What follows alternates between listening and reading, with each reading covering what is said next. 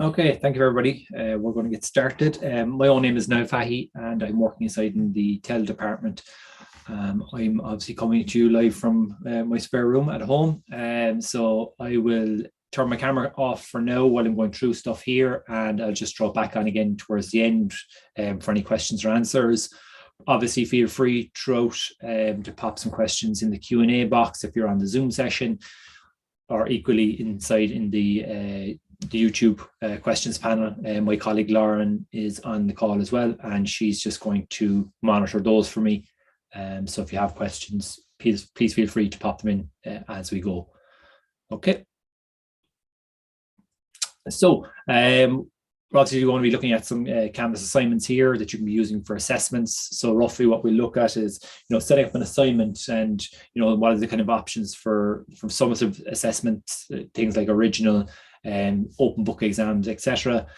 How you go about allotting extra time for specific students, and so forth. And then as well as that, we'll look at the end towards assignment settings for security and integrity of those assessments that you've set up. I'll briefly show you how you view results, but that will be covered in a further session in more detail next week, so I won't go into great detail on that.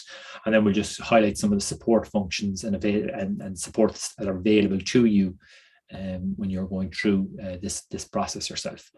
So just in terms of setting up for assessments, so this is a test module for myself here, and what I'm going to do here is I'm just going to go through creating an assessment. So obviously, you're probably well familiar with this, but I suppose just to go through it in general, we can give our assignment a name. That's what I'll be looking for. So yeah, I'll give it any name. And then obviously then in your description field here, you can either write your questions in here if you wish. If it's something short, like maybe a reflective piece or something like that you want people to do as part of the overall summative assessment, or if it's going to be an open book exam where there's an actual exam paper, what you can do then as well is you can insert a link to that exam paper. Okay, so if it's, you can just obviously type your description in here as a text box. If you want to, again, if you wanted to maybe embed a YouTube video, you can do that. Maybe you want to get people to watch a particular YouTube video and provide a reflection on it. Or as I say, then if you're using it as a kind of an open book exam assignment, what you can do then as well is you can insert the actual document. So what you can do is you can upload the document, add a module document, or a user document. So if you want to upload a document, you select it, click upload a file. Okay, and I'm going to use, here we go. Submit. That will insert the file in here, and it opens a link to the file then that the person can open. If you're doing that, if you are inserting a file here and you want it to be something that students can't access without going through the assignment, just making sure in your menu settings that you do have files, that the files option on the menu side here for students, making sure that that's not visible to students. Because obviously if they go into the file structure there, they could go in and find where you've uploaded the file to. So it's important that if you are uploading examinations like that your files option on the menu on the left hand side is set to not visible. Okay, there is this a help article on that and how to do that if you need it, and it is linked to in the assessment PDF that we will be circulating, and it's also available. Those help articles are also available on our knowledge base, and I'll show you that knowledge base there in a minute. So again, you can set your link to your examination. In terms of points, we would always say the easiest thing to do is set that to 100, a nice even round number. Your assignment groups, if you have set up assignment groups, you can choose one here, or you can create in a group here. Create a group, okay. Call it summative assessment. Add the group, and basically that just puts the assignment into a set group outside when you go to the assignment tabs. And we'll go through what you can do with that in terms of groups later on in this session, and why you might use those assignment groups specifically. Okay. Next thing you need to choose is what kind of submission type you're going to use. So you use most often than not, you will be using in this instance the online option. Okay. And so what you can do is you have an option between text entry, website, media, student annotation, or file uploads. So text entry is just that you're going to have students directly enter into a text box similar to what you have here in the description field, and the student will directly type their answer into that location. A website URL is if maybe, for example, you're getting students to maybe develop a video and you want them to post it on YouTube as opposed to just uploading the file. Maybe they're working on, a design aspect and it's available from a website. They can share that, or it could be a Google document or something like that you want them to share the website URL. You can select that option. And notice these are checkbox options, so you can choose more than one. Media recordings, again, if you want students to upload a video, they can do that too. Again, where media recordings, I think like the best option really there would be probably most likely having students upload that as an upload it to YouTube first and foremost, and then share the link to you or embed it in their answer here, because it will upload to YouTube a lot faster than generally it would with Canvas. Again, there's help articles available for students on how to do that, and if you want them to do that in terms of uploading media recordings. Student annotation is if you want to upload a file yourself, let's say a PDF, maybe it's a problem that you want students to work through, and you want them to actually annotate directly onto that file. So what happens then is that in that scenario, they would open up the assignment, the file would be available to them, and they would make notes directly onto that PDF that they would save and submit. And that way then, they have to work directly off of the problems that you're providing there and then using the annotation. File uploads is probably one of the most obviously popular ones. Again, if you want to, you can restrict file upload types. So you can specify which actual file extensions that you actually want to upload. If any, typically obviously PDFs, documents, things like that. Just be wary of, if you are going to restrict upload file types, just being conscious of the various Word document endings, and file types there, because sometimes somebody may have an older version of Office, or they may be using a different version of Office, and it may save in a specific type. So just being aware of that if you are going to restrict file types. So if you're going to use file uploads, again, let's just say we are, because we're going to be submitting a document, and this would be similar if you're going to use, if students are going to do an open book exam where they're going to write their answers out on paper, and then you want them to submit those written answers. And in that instance, they would have the Canvas app installed on their phone, the Canvas student app. They would take the photos and on their phone, and they could submit them directly from the app into the assignment. So again, a file upload will work in that instance if students are doing an open book exam where they're going to be writing the answers by hand. Then in that instance, you choose again file uploads. You can choose submission attempts. Okay, so you can have obviously unlimited attempt, or if you want to restrict that, limiting that to one or two. Just to be wary of, in terms of limiting the amount of uploads or submission attempts the student can have. Just to be conscious, if you are talking about limiting that to one, it does open up the risk that something happens and the student has a failure in the upload, and it may then increase a workload for yourself because the student may be reaching out. So if you want to avoid that scenario, maybe setting the limit to 2, so that it gives it the kind of, I suppose, fallback that if the student should have any upload issues, that they have an extra attempt to upload. You'll still see both uploads in the system, so it's not as if you want one replaces the other or anything like that. You'll still actually be able to see both. Okay, just for now, I'm just going to skip over the plagiarism aspect. I'm going to do a standalone run through of that in a minute, explaining how to create a draft plagiarism review assignment and a standard one. Okay, if you want a group assignment, obviously you can set that up there. You can set the group names and you can self-assign group structures and stuff like that. But obviously, most likely for assessments in this instance, most popular approach would probably most likely be individual assessment. Okay, so I'm going to jump down here instead to the assigning to section.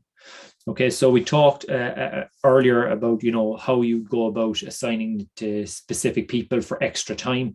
Or if you were to assign it to, if you had a certain amount of students in your class that maybe need an extra 10-15 minutes, how would you go about doing that? Okay, we'll look at that here and now in terms of the assign to section. So first off, how would you assign it and make it available at a set time? So I'm doing a summative assessment at the end of my semester, and I've been given an exam time of, let's just say, 2 o'clock from the exam office on the 13th of December. So here's hoping that's a weekday. And so the 2 o'clock, 13th of December, in that instance, then you want to set your available from time, okay, to December 13th. Perfect. And you can just set your time here to 2 p.m. Okay. What that just means then is that you can go ahead now and publish this assignment, but students won't be able to access it until that time. Again, very important one to do if you're having students access an exam paper, particularly for like stuff like an open book exam or something like that, where it's going to be an actual exam paper that you've gotten from Maxi. It's important in that instance that you set an available from time that is the correct time as to when the exam is supposed to be taking place. This just means that this won't be, while the assessment, you can publish it right now and the assignment will be there and the students will be able to see it and see the start time. When they click into it, it will tell them that they're not able to access the content until the designated time. Okay. Your until time then is when the cutoff is when they can actually no longer access this. So this is, again, dependent on yourself. If it's 1 hour, let's just say for argument's sake, it's a 1 hour exam. You could set the until time to be the 13th of December at, jumped ahead an extra month. So 13th of December at 3 p.m. Okay.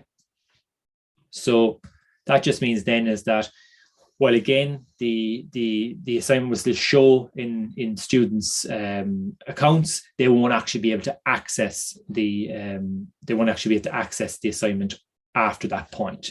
So they'll be only able to access it between the set time, which is outlined for the examination. Now, if what I would say is in those situations, it's just worth considering that students are accessing online, that you maybe make that 15 or 10 past 3, just to give that extra bit of time that if students are uploading files, and maybe that when they open up the actual assessment window and they click on the paper and they're doing all that stuff, that just in case this page refreshes, and they need to, they need to refresh the page for whatever reason, maybe they've had an internet connection issue while they were writing their answer, just to be giving maybe that extra 5 or 10 minutes at the end of the available window to upload, because it just if you're set it for 3 p.m. and they have the 1 hour, the student finishes the assignment, they finishes the exam and they go to hand up the paper. It's just what you would have in the exam hall would often be is that the student may work right to the 3 p.m. and then hand up the paper to the invigilator. Whereas in this instance, if you cut it off at 3 o'clock, they won't be able to submit beyond that 3 o'clock. So we would recommend in those instances just being conscious of that and maybe giving an extra 5 or 10 minutes just for the uploading aspect. Okay. So once you're happy with that, again, you can assign that to everyone, and everyone in the module will get that assignment. Now, if I have a specific core of students that I need to give extra time to, so let's say Mary here, and also I'm going to add in Lauren. So what I can do there is I can say, okay, well, these students, they'll still get the exam still open at the same time. Okay. So they're going to start at 2 o'clock. But these students are entitled to extra time, or I'm giving them extra time for whatever reason that may be, but they're entitled to some extra time. So I'm going to say I'm going to give that to 15:20. Now, what that will do is that from the assignment aspect then is that every student will still see the exam.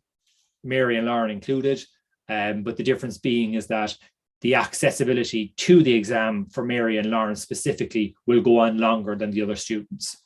Okay, so it's just if you want to give them extra time in this instance for an assignment, that's how you would go about doing it. When you go to save and publish, that'll know, as you see here, it's due for 2 students at 3:20, and for everybody else, it's 3 o'clock that this closes out. Okay, so what does that look like then in my student view? So if I go to my assignments, back out to my assignments, and I have my summative assessment here, it's published. I go to my student view. Okay, you see here, this is not available until the 13th of December at 2 o'clock. Okay, so clicking into that will do nothing. It's locked until that point, and that's what you want to see.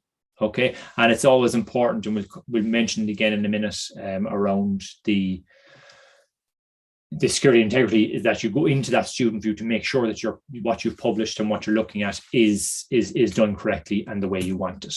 Okay, so real quickly, I'm just going to go and show you an original assessment. So that kind of assignment set up there would be, as what we've gone through there would work for a variety of different types of assessments, being open book, end of year summative assessments for exam periods, or the same kind of options still apply if you're doing a standard assignment, maybe just kind of throughout the semester or whatever it may be. So again, just being conscious of how you go about giving people that extra time if needs be. So in terms then of original assignments, so original is our new plagiarism detection software. Okay, so this replaced Turnitin for the start of this academic year. And you can use that as well for your end of year assessments if you wish to have some plagiarism detection done on student submissions. So the only variety here, okay, would be that I'm going to just show will be a draft one, and then how you do a standardized one. So to do a draft original assignment, so let's say you want students to be able to submit ahead of the due date, or to they can write up a draft and submit that to see what the plagiarism detection score is that they will return. Then you can do that from here. I'll also show you as well later that we do have a student assessment guide module where students can practice all types of submissions, and I'll show you that in a moment.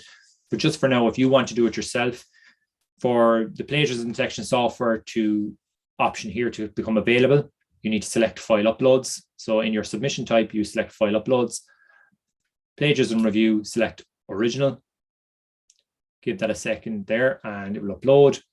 So plagiarism settings, do you want it to be an anonymous upload, or do you want to save the document submitted to the assignment in original? So what I would say here is that if it's going to be a draft one, you can select that, do not save documents submitted to this assignment in original. That will just ensure that when the student goes to submit the actual assignment in the actual assignments that you've set up for the submission, that their draft one here doesn't get marked against or doesn't get checked against what they've submitted for the actual submission. So it just saves it, I suppose, an originality score that's skewed because of their draft that they've submitted previously. So it's just important that if you are doing a draft one, that you do select that option. You can show the reports then for a draft immediately, and so forth. In terms then of the actual submission, there's the only variation there really is that you don't tick that option and show reports to students. Generally, we recommend that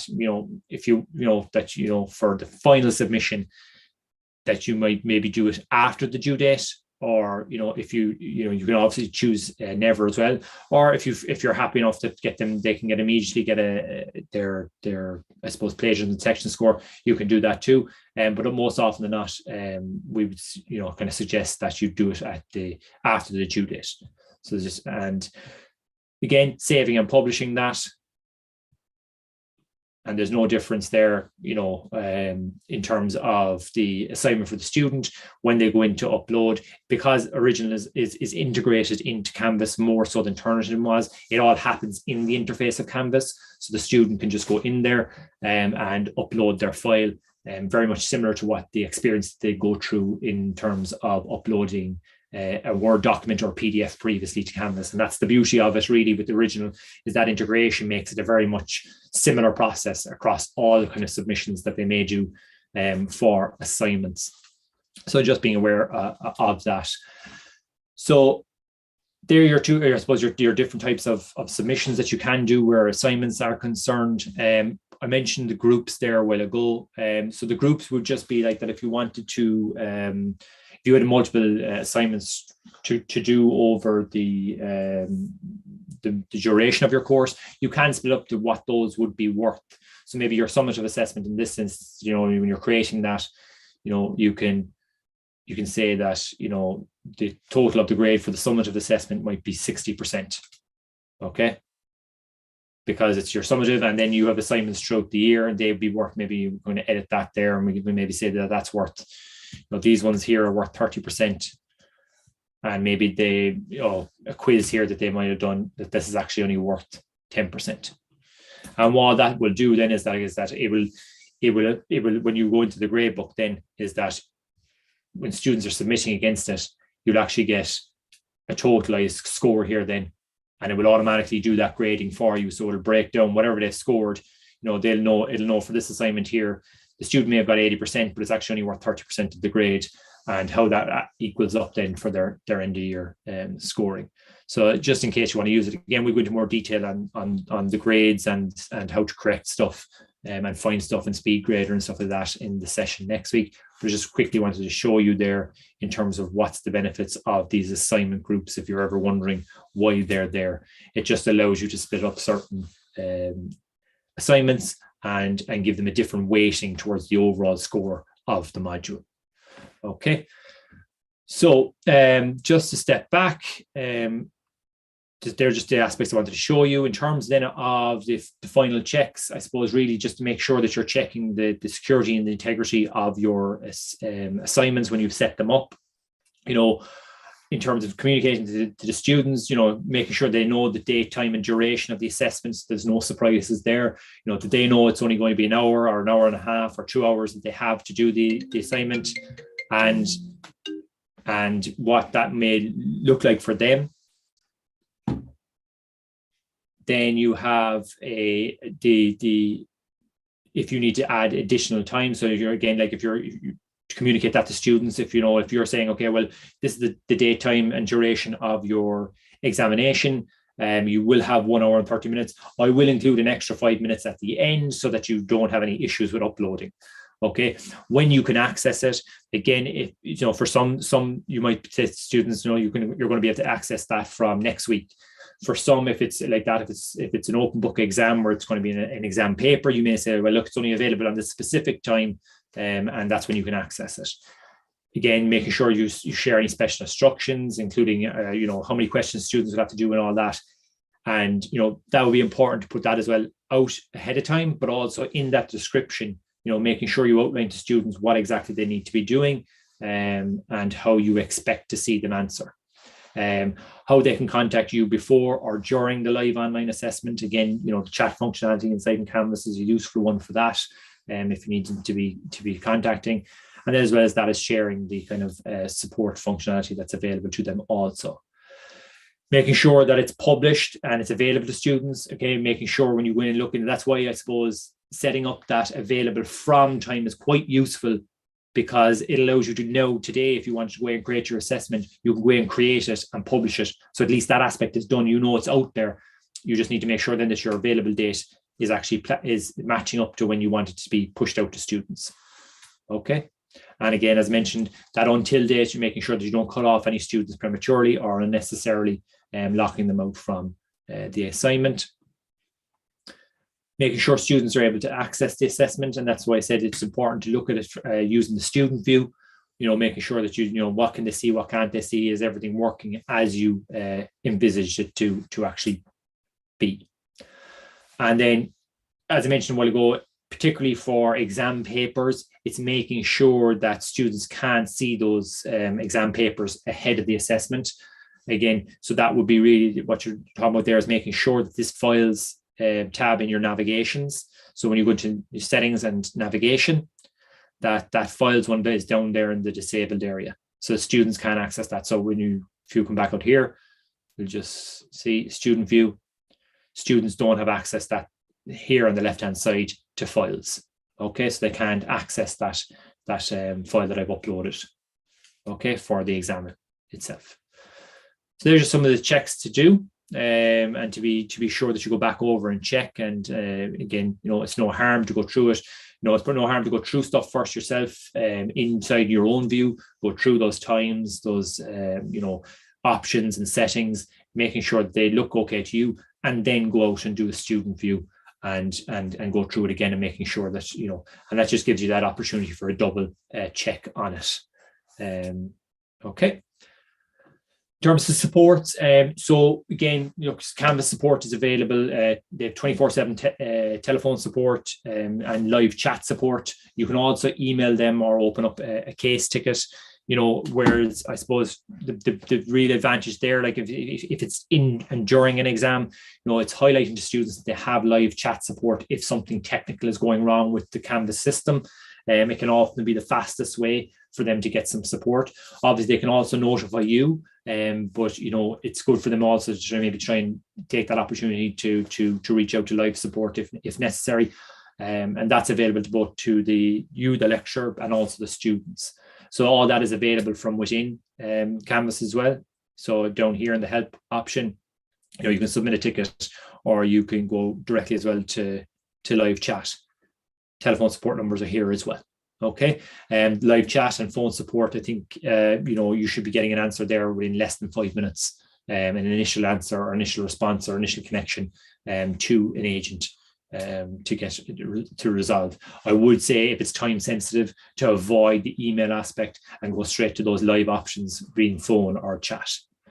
I mentioned from ourselves, for lecturers and for students, we do have a help article section. For staff, we do update top articles in the month in terms of what people are searching for on a consistent basis. And then as well as that, then we have different sections for Canvas, creating Canvas quizzes, Zoom, things like that. We have a whole section on assessment. So things like that you may be looking for, and maybe queries on. I would recommend it's worth having a look just to check through. If you have any queries, or there's some stuff that you want to do, just to maybe have a quick look there. There's good options there. We have a remote teaching download section there, again, just assessment guidelines in there, as well as options and stuff like that inside in the remote teaching download section here. So there's a variety of assessment guides here, so that will go through specific aspects of things to check and do as you go through the assignment setup process. Okay, and then finally, as I mentioned a while ago, for students, and it's worth notifying your students of this, they should be auto-enrolled in it anyway, and it should be on the dashboard. But we've put together for the end of the academic year last year, the TEL department put together this student assessment guide, and it just goes through a variety of tips, options to submit practice papers, using original, using quizzes, regular standard upload, and it just gives the student the option to practice it before they actually get to the exam. And then as well as that, there's a troubleshooting section that goes through some often, I suppose, kind of frequent kind of issues the students may encounter when uploading files or when doing assignments, and some useful practical tips for them to implement before they go ahead and do an assignment. Very basic things like being close enough to the router and things like that, but also more technical stuff that if something's not working for them. So I would recommend that when discussing end of year assignments with students, it's worth flagging to them that they do have this module in their dashboard, and that they take advantage of it and have a look through it. And maybe even practice 1 or 2 submissions if you know yourself what type of a submission type you're going to use for your end of year assessment, or even throughout the year for any assessments. Then students can come here and they can practice those. Okey-doke. So that's all I'm going to present on. So I'll leave the rest of the time over to any questions that may be there. Yeah, feel free. Thank you very much. If you don't have questions, thank you very much for taking the time to join us. As always, this video will be trimmed neater. Stop all my rambling, and we'll post that on YouTube as well, on our YouTube channel, so that it's available to you to go back and review at a later stage. If you need any technical support over the duration ahead of time, as I mentioned, you have you've access to Canvas support for any kind of Canvas related stuff as well, which is quick response times in live chat and phone. And then as well as that, if you have any questions as well, you can direct them towards the edtech at mtu.ie email address as well, which will go to our department, and we'll answer those questions. And you also have the knowledge base section there, as well as the Canvas Learn for Staff module there as well, that goes through kind of setting up assignments and stuff like that as well. Okay, thank you very much. So I'll leave it open there now for a few minutes for any questions that maybe come through.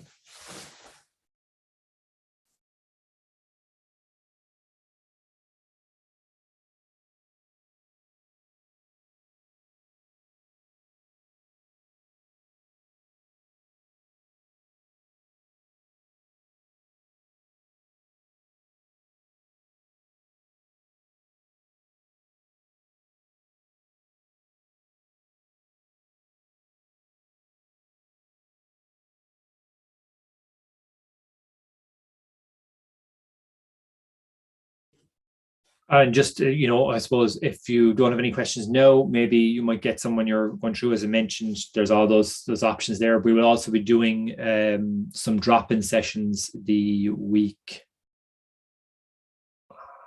Sorry, no, I'm desperate with dates, but actually the week of the 13th, I believe.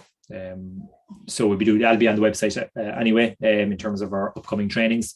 And those will be just we'll be doing a staff drop-in session and a student drop-in session. So if you have any kind of general questions around any of the kind of assignment stuff or setups, or if you have any issues, we'll be running a drop-in session for you to come in and ask any questions there.